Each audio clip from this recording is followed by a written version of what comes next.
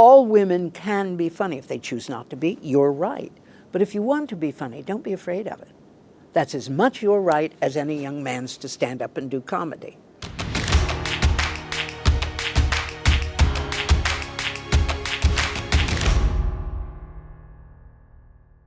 I didn't have any fear of doing a live show because I began a professional career in the theatrical world as a young actress in stock. And consequently, I was doing 8 shows a week, always appearing in front of audiences, and I loved it. So television was right up my alley because there was no difference. There were just cameras there. But I was doing approximately the same thing. And the learning was no problem because I'd already done that. Every week you do a different show, you learn a different script. Greatest training in the world. We don't have that in our country anymore. The English are so much better off than we are. They're young people going into a theatrical profession, go to drama school, then they go into repertory theater, which is essentially stock, a different show every week or every 2 weeks. So that when they come out, they are already experienced, so that they can go to the West End theaters anywhere and take up their career and continue it. And you look at English actors today, the older cadre I'm thinking of, those men and women will take the smallest role in the world and make a jewel out of it. They will take a lead and just wear fancy clothes and carry on like banshees. They are magnificently trained and experienced, so they're afraid of nothing. And I'm sorry for our young people today who wish to go into the theater, and we have wonderful university and college drama departments, we have drama schools, but we don't have that intermediary life between being a student and practicing what you've learned. And I think that practicing is the most difficult part of it, being in front of audiences, experiencing that joyous thing of making a mistake and having to cover it up. Don't we wish we could do that in life? It would be very good indeed. But I just feel that all that early theater training suited me for television because I wasn't afraid of anything. It was a brand new medium. I didn't know what it was like, but it was very exciting. The 50s in New York, and this new medium beginning, new writers writing for this medium. How exciting can something get?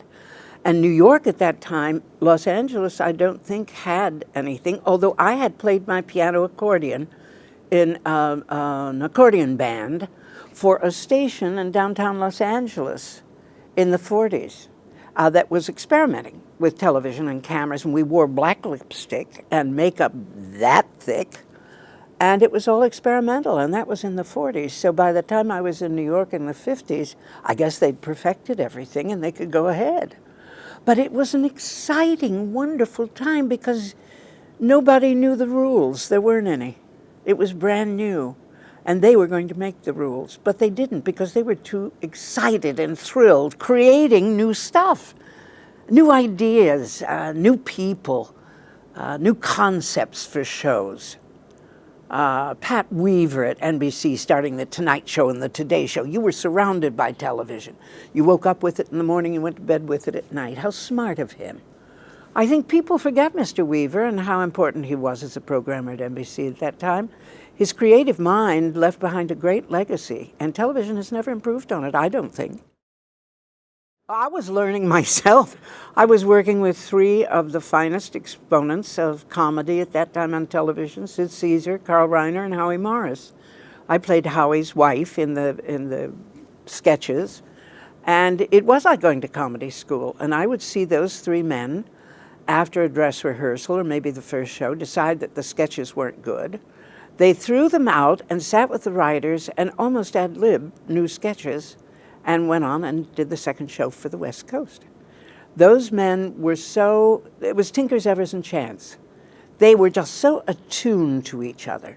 One couldn't throw a ball that the other didn't pick it up and pass it to the third person. They were marvelous. Watching them work was going to comedy school.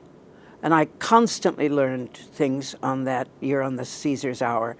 It was amazing. It was amazing watching them work with audiences, watching them work with themselves.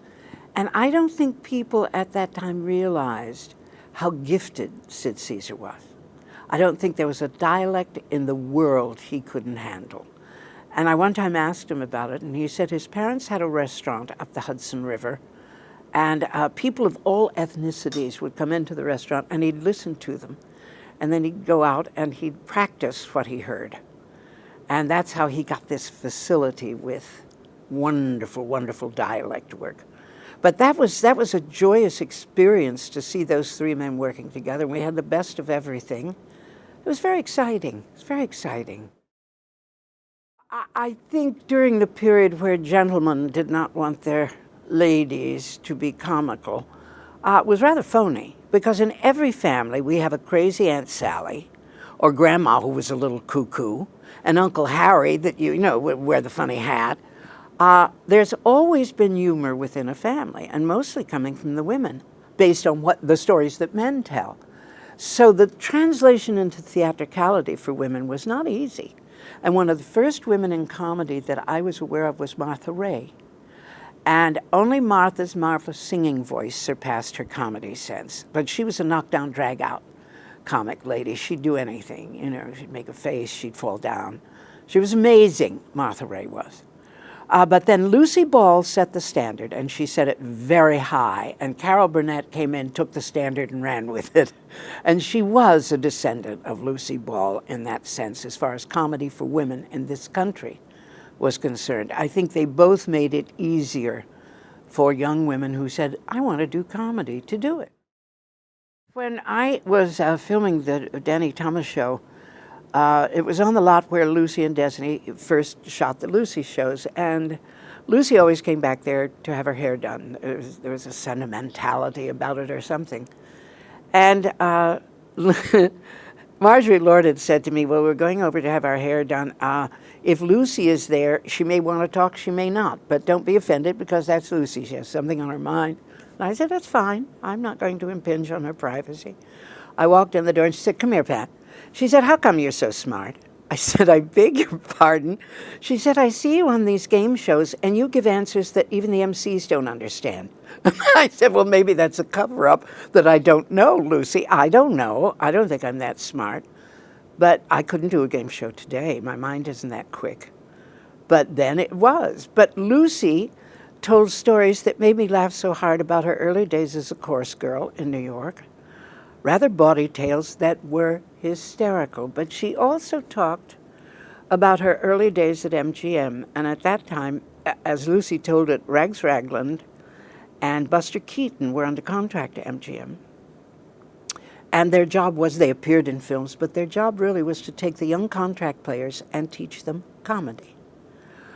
And the first things that those gentlemen would do was tell them to take a prop, take anything in this room, take it home with you and live with it until you know every surface of it, until you can throw it in the air, until you can pass it behind you, bounce it, do whatever you want. Learn that prop so it's an extension of your body. And she said the amazing thing that happens is you know it so well you trust it. And in comedy, you have to trust it, and you have to trust yourself. And Lucy was the most excellent example of someone who could handle a prop and made it artistry. She was amazing. So she learned her lessons very, very well from two masters of physical comedy. And you also have said that she could have been a serious actress. I mean, she had that Oh, talent. absolutely. If you look at the early films of Lucy Ball, she was always a knockdown, drag-out, gorgeous lady. Sometimes she was dramatic, sometimes she was comedic. But she could have done anything she wanted to. But I think latterly in her career, Lucy didn't want to destroy the relationship she'd built up with that international fan corps who adored her as Crazy Lucy. And I don't think she wanted to break that. It was almost a trust thing she had with her audiences, and I respected that. I respected it very much, but I think she was capable of anything she wanted to do. That thing, the one segment when she was walking on stilts. How long has it been since you've walked on stilts? That ain't easy, folks. But that lady did it so adroitly, you would thought, oh, she was born on stilts. She wasn't born on stilts. When they talked this segment over, she probably went home, got out a pair of the kids' stilts, and worked at home on it. Went back to those early lessons, work with that prop, do it physically so you are so easy, you can do anything with it. But you have to have that confidence. You have to have that confidence in physical comedy You have to know when you do a layout, which is a physical fall, that you aren't going to hurt yourself. So you have to learn how to fall correctly. It's a wonderful field. Comedy is a beautiful field, and so many past masters and mistresses in it. It's still a joy to study and watch and look and see. I think most of the young people in comedy today use verbalization more than they do physical comedy. It's more wordage than physical comedy. I miss physical comedy. There is a certain freedom in it that makes us go, oh, how do they do that? It's like clowns in the circus. I was always amazed at clowns in the circus and how they could do physical things. Getting in and out of that little car. How did they do that? How did they all fit in there? They invited me to get in once, and I said, I'll break it. I'm not getting in the car. Thank you very much. Oh, I do love people who do comedy. You have to be very courageous. And I'm sure there isn't a person who's done comedy in this world who hasn't known. I had dinner rolls thrown at me in a roadhouse where I was breaking in an act. I was so bad, I guess, that people threw dinner rolls at me. I wish I'd saved them. I would have eaten better than I had. But you learn so much. You learn about people, and you watch people. You begin to sit again, as I did as a young actress, and sit on a bus bench and watch people, or sit in the bus and watch people. Everybody is different. Everybody has a different body language. Fascinating, fascinating. We are intriguing, we human beings. And I think comics do the most marvelous study in order to take us off or take us on. And the best of them, thank them, because they share with us the greatest thing in the world, laughter. There is nothing better or more cleansing in this world than laughter. Bishop Sheen once said to me, he said, Pat, you people in comedy are blessed because you give people laughter, which is a gift of God. I do believe that. It's the one thing that keeps us sane. It keeps us able to go on, keep soldiering on. It's wonderful. I know with my daughters and my granddaughter, I can sit and we will laugh till the tears come rolling down. That's wonderful. Oh my golly, is that cleansing. You can't have a shower that's as good as that. So you see, I'm totally for comedy and laughter. And I enjoy it for other people. I love doing it, but I love watching other people doing it.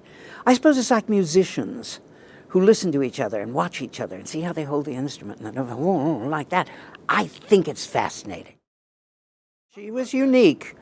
They filmed the Danny Thomas show right next door to the Dick Van Dyke show because Danny Thomas and Sheldon Leonard was out of their company that the Dick Van Dyke show started. So Mary had gone to my high school here in Hollywood, Immaculate Heart, for a very short time. So every time I'd see her, I'd start singing the alma mater. I think she probably thought I was crazy.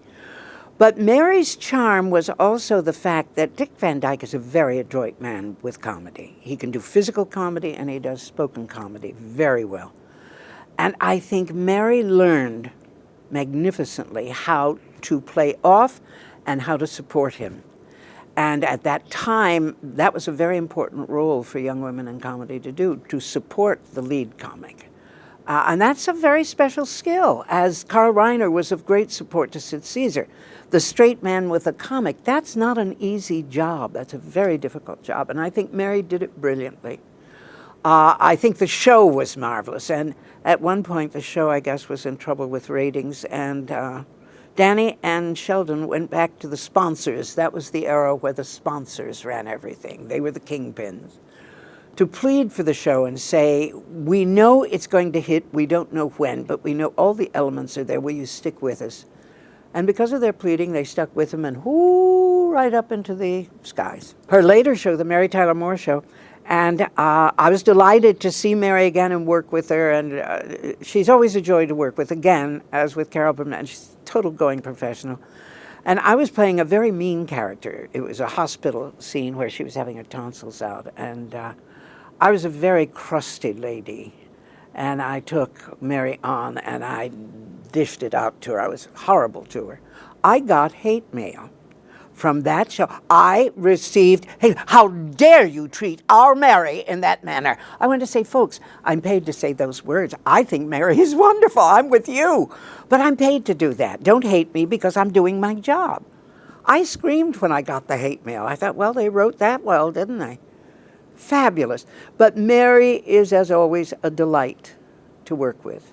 She represented everything of a young woman coming into life full of vim, vigor, and fun, and all kinds of things, and also making mistakes. And they wanted to shield her from life's mighty arrows. And that's a wonderful quality for any performer to get from an audience. They're wanting to take care of you because they love you.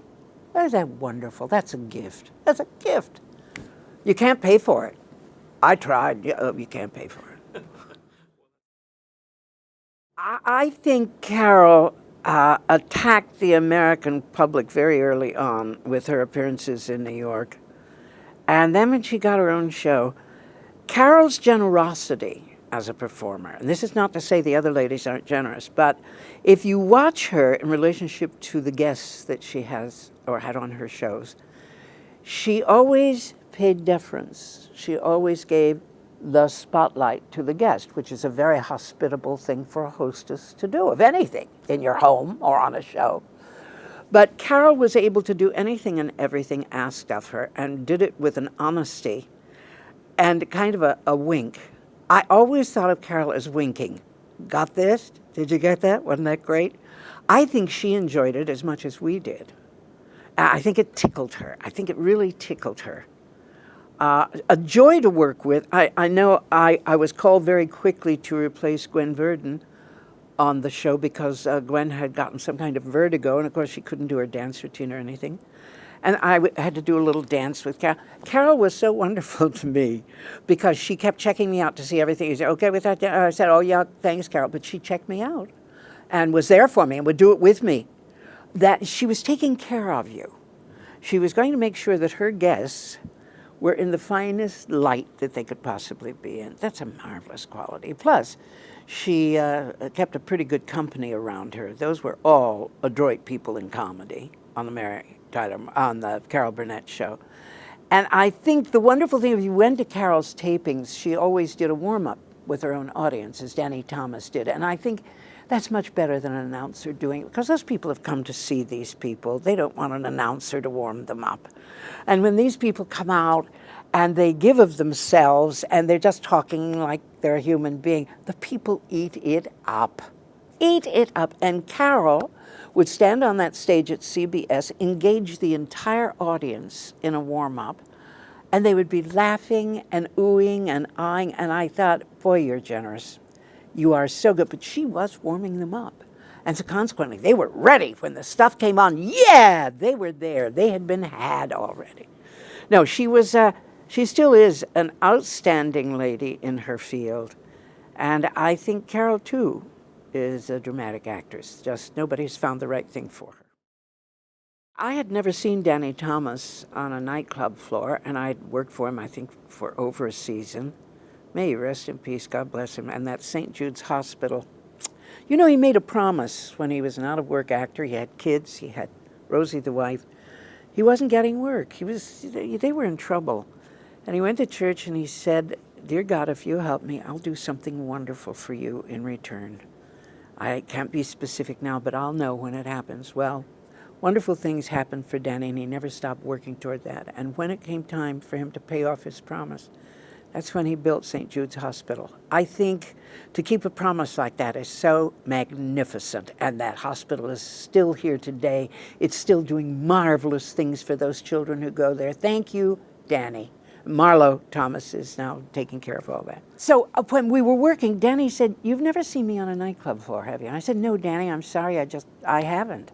He said, would you and your husband come to Vegas and watch me work there? I said, I'd love to. We went to Vegas as his guests, and I sat there, I forget which hotel he was in, and I suddenly knew why Danny Thomas had translated to television so easily. His nightclub act was magnificent because, number one, here was this not horribly attractive man who came out, made fun of himself, and then would tell you a story, and it could be a very dramatic story. And you're listening, and you're going, oh, yeah. The next minute, he's telling you a story that is wildly amusing. He switched back and forth, Sad story, funny story. Funny story, sad story. And he got away with all of it because you trusted him. You looked at this man and you thought, this is an honest man. He's not going to lead me down a blank roadway. He's going to take me somewhere, and he always did. He never failed to deliver. I think that's wonderful. And whether he delivered something, and he could turn on a dime. He could have you screaming with laughter, turn on a dime, tell you another story that would have you crying. That's an amazing gift. And I think that quality of humanity was what translated with that camera so beautifully, because you saw him make that switch. And you believed both. You believed the comedy and you believed the sad. That's wonderful. And I think that's what endeared him to audiences as well. And he was the same Danny on a nightclub floor. He used the same technique. And I came away and I said to him, Danny, I take my hat off to you. What you do on a club floor is enchanting. You mesmerize us. That's what he did. He mesmerized you. He was what do they call those people who hypnotize you? One of those professional hypnotists. I'd like to do that someday.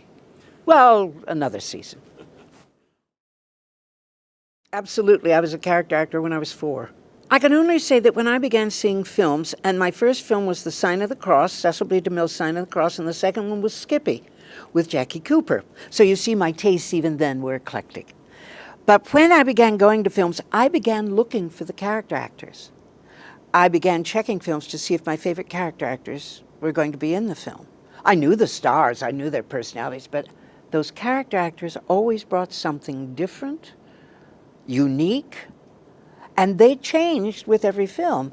Your stars did not change because that's what the public wanted. You want your stars to stay the same.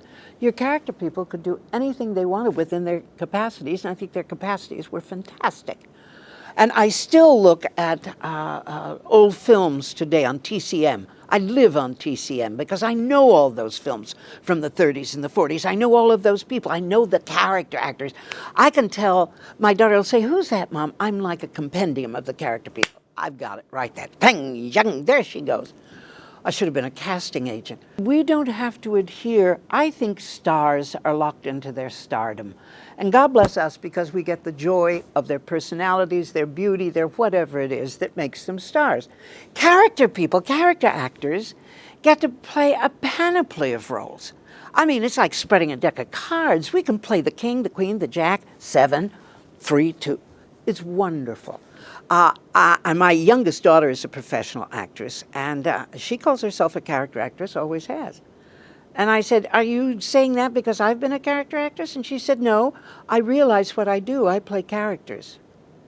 And that's where the word character actress comes from, because your star personalities are doing the character from a script, but they generally don't change that much because they're smart and their producers are smart. The public loves them.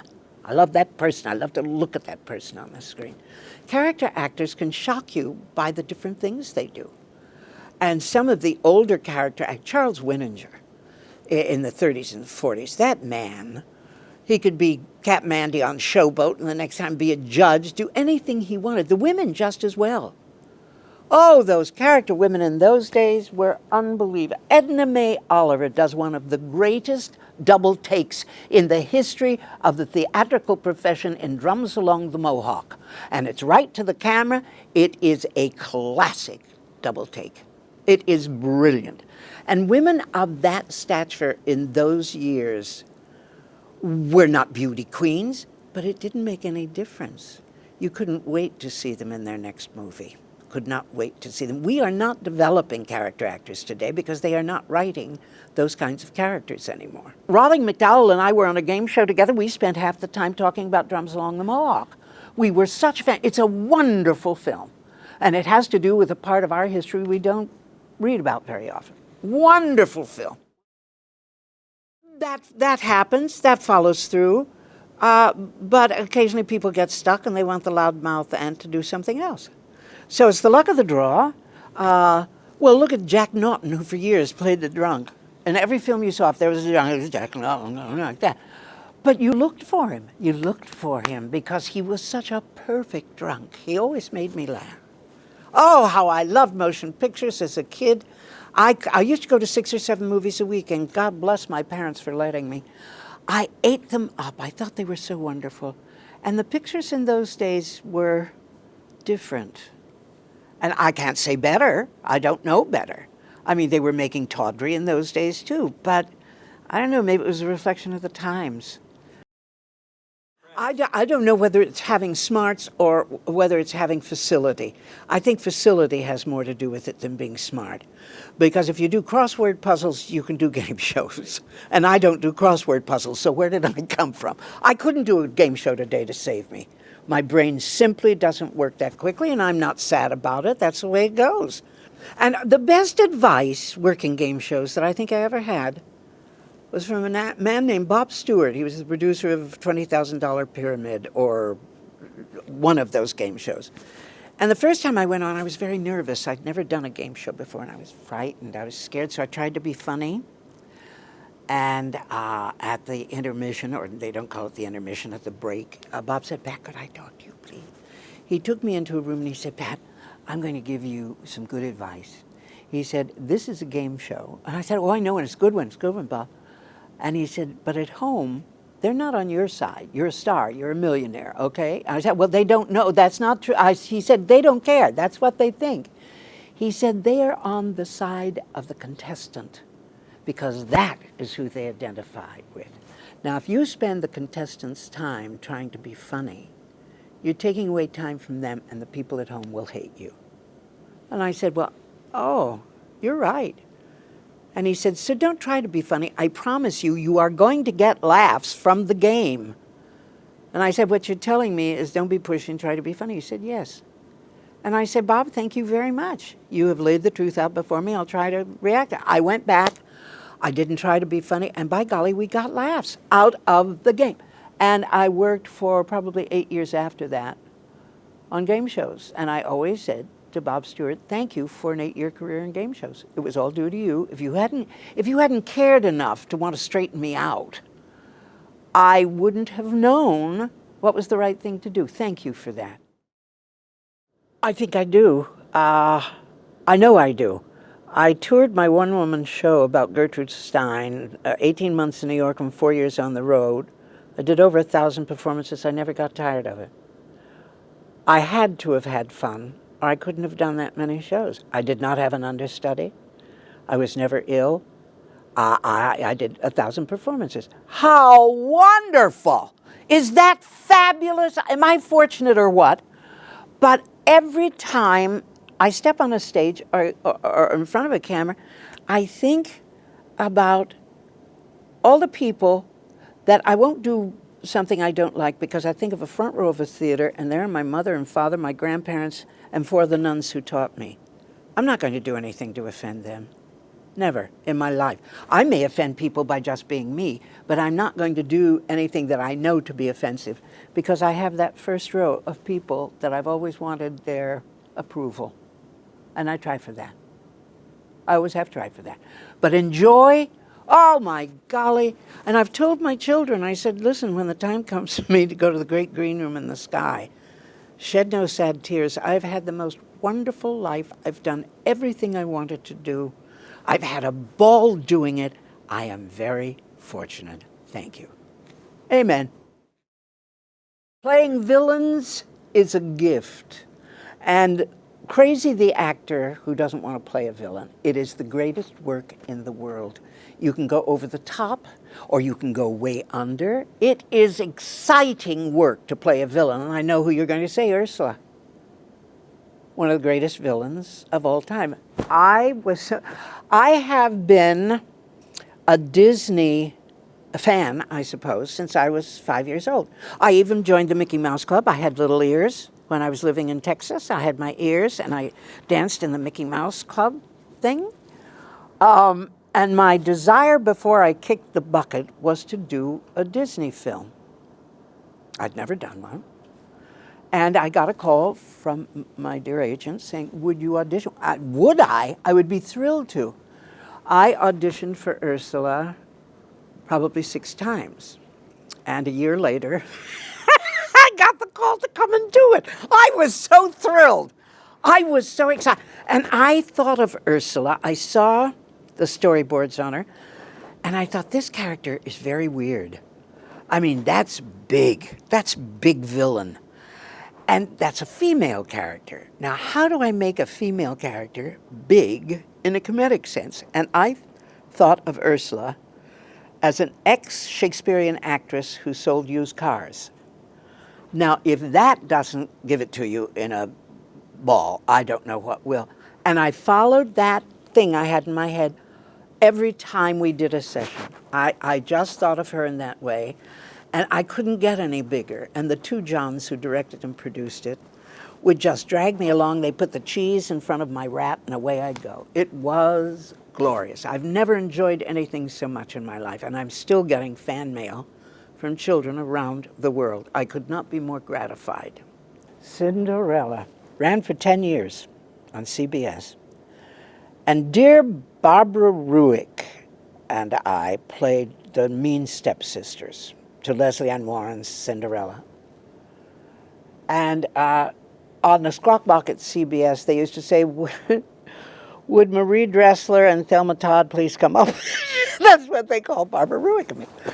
It was shot like a film with a television camera. And my favorite story out of that whole thing was one night, very late at CBS, we were shooting the wedding scene, going up to the castle when Cinderella and the prince were getting married, and there were horses involved, of course. Now, this was soundstage at CBS, and the horses misbehaved, and our director pushed the Squawk Box and said, would somebody get Joe the prop man and clean up the messages from our dear horses? And so somebody went to get Joe, and we all sat there, and time went by, and Squawk Box, will somebody please get Joe in here? Thank you. And about 10 minutes later, Joe walked in with a shovel and a broom, and he stood there over these messages just looking, and the director said, Joe, will you clean it up? And he said, until it stops steaming, it belongs to special effects.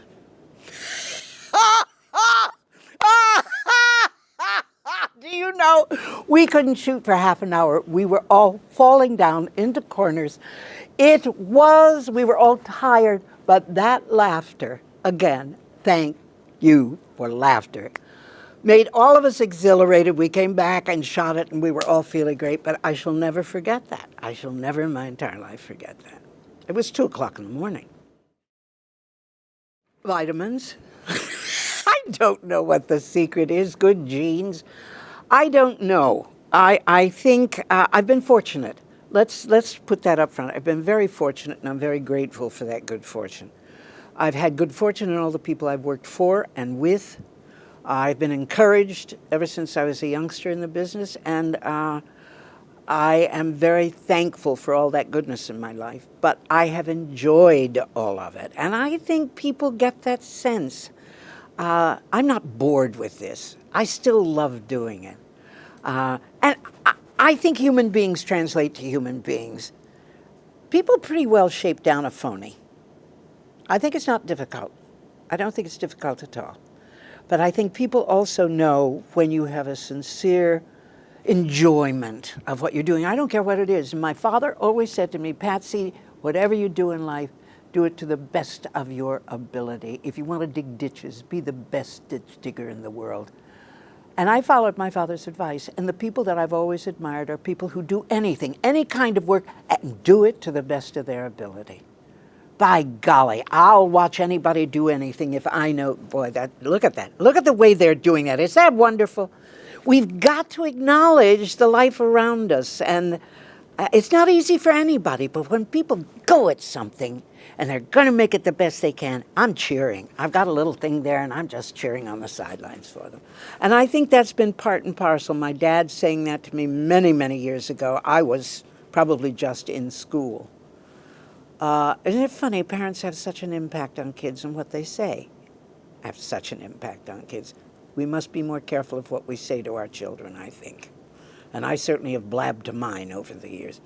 But yes, pleasure and joy in what you do. And I think the only unhappy people I've ever known are people who are doing something they didn't like doing. I think that leads to the greatest unhappiness in the world, and I feel sorry about that.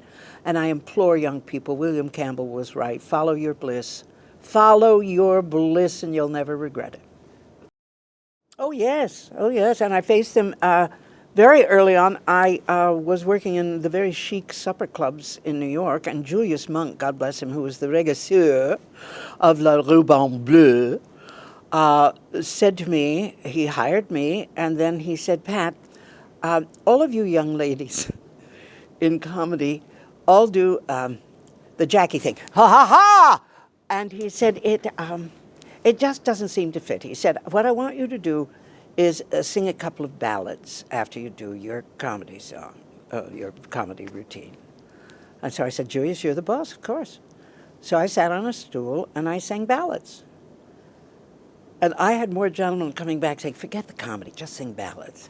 And it wasn't that I have a great voice, but I had long blonde hair. My mother always said I looked like a Cocker Spaniel, and she meant it in the best of ways.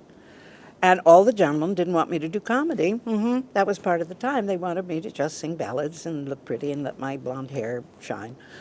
And I thought, Julius, you're right, but I'm going to change this around.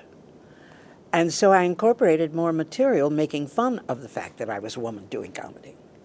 And that seemed to work because the men could enjoy that. I was making fun of myself, and I think they related to that on a human level. Not on a male level, on a human level. Yes, I've had people over the period of time that I have worked tell me, lose weight. Well, folks, I have had this chunkiness since I was a little girl, and I find it very comfortable now. If I fall, I bounce a little bit, you know what I mean? It's wonderful. But I never listened to people too much when it was negative, and I knew it wasn't right. And I don't want anybody to listen to negative. You have to know in your heart what's right for you. It may not be right for somebody else. That's okay. But what's right for you, follow. And everybody knows inside what's right for them. Just listen. Listen, you find out. A Lucy Ball, a Carol Burnett, look at what they did for young women. We have young women doing comedy today that wouldn't have done it without those two women doing it and breaking these barriers. You know, men laughed at Lucy as much as women did because she was just plain funny. Where do you draw the line that a woman can't be funny? Again, I say Aunt Tilly is funny, Grandma Hodgkins is funny. All women can be funny. If they choose not to be, you're right. But if you want to be funny, don't be afraid of it. That's as much your right as any young man's to stand up and do comedy. I wish, this is only personal, I wish young women would not use so much vulgarity. That's just me. Even I say it doesn't sit well on a woman. But, you know, tacky old lady, what do I know?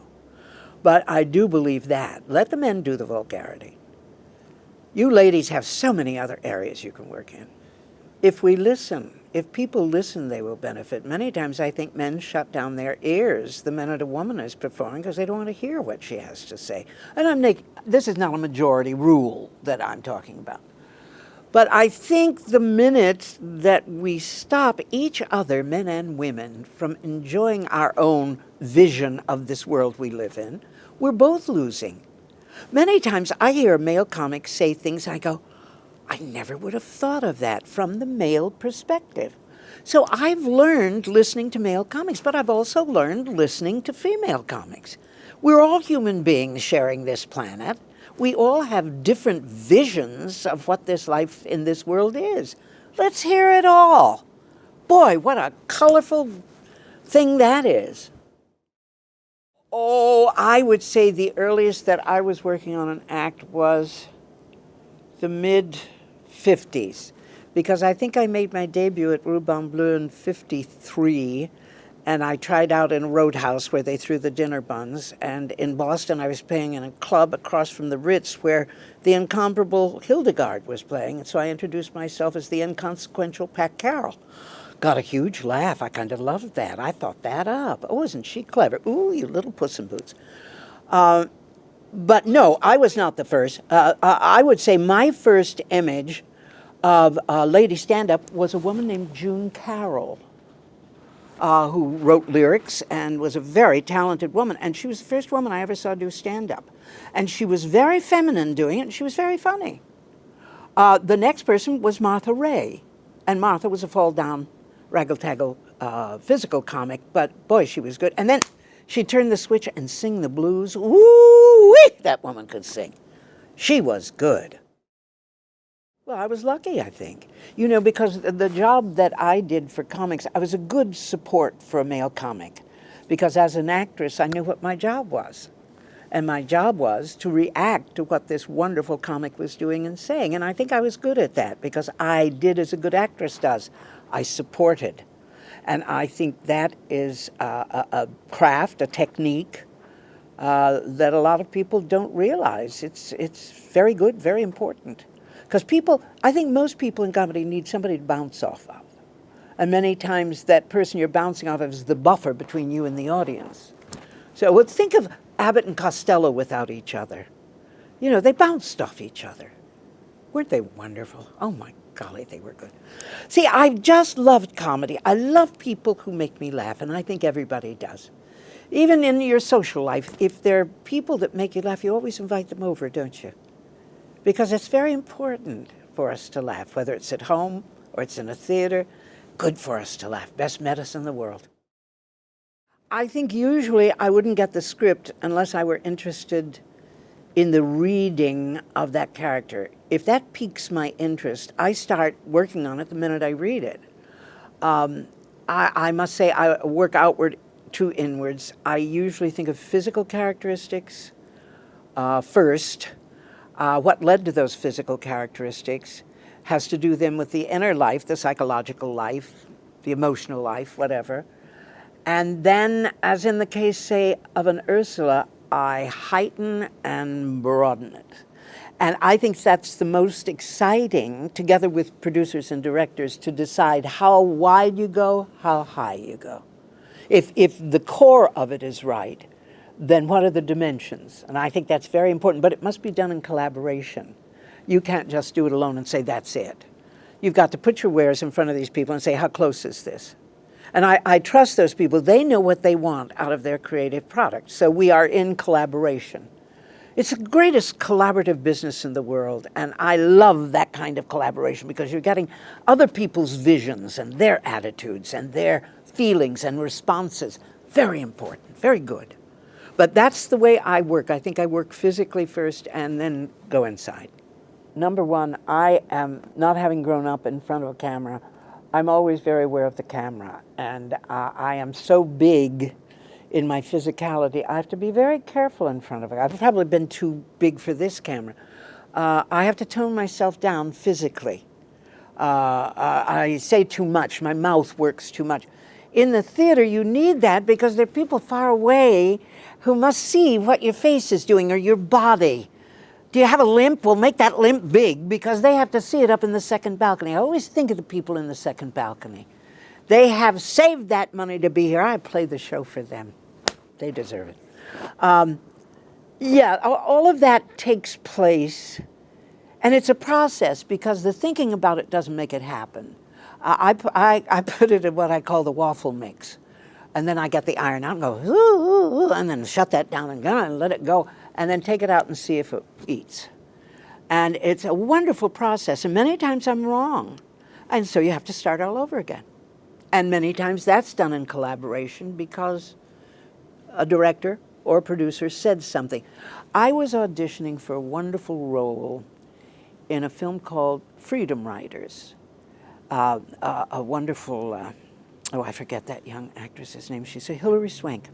And I played Miep Gies, the wonderful woman who kept the Anne, the little girl who wrote the book. And what was her name? And they were upstairs in their attic, and the Nazis found them. Oh, Anne Frank. Anne Frank, thank you. See, I can't do game shows anymore. And I was auditioning for Richard LeGravenez, the director, and the phone rang in the middle of the audition. And he said, excuse me, Pat, he said, if we continue taping, when the gentlemen upstairs hear it, when this phone rings, they'll all go to their offices to answer it. So we better start from the beginning again. I said, okay, that's fine. I said, do you have any redirect or anything to tell me? He said, I'm not redirecting you. He said, but I will tell you one thing. She's told this story before. Light on. That was it. That was the missing ingredient that I did not have. I incorporated what he had just told me. without saying it was a redirect. Put it into that tape, and I think that's what landed me the role. Because he used that one expression, she's told this story before. Just think about that. You know. Well, listen to me. You can tell the stories I've told before. There is a patina on it. There's a different attitude. There's a different feeling about something you've told before. You're not improvising. You're telling something you have a long history with. Totally different. Different. And just somebody saying something as simple as that, some little clue. Somebody will just say 2 or 3 words. Bang, the light goes on. That's why I listen to everybody. I don't listen hard, but I do listen to everybody. And if anything kicks on, I incorporate it because I know it's right. I know it's right. The minute you hear it, you know it's right. Isn't it exciting work we do? Hot diggity dog. I love it. It's fascinating. Fascinating to hear the process. Yeah, it is. And every process is different. You ask any actor, all processes are different. And it has to do with the individual. And it has to do with the way they prepare to work. I'm very sloppy about my preparation, but I know when I've passed the line of demarcation and when I'm into gold. I know that. Nobody has to tell me. I know that. Wonderful. Marvelous. Oh, we are beautiful creatures, aren't we? We're fabulous.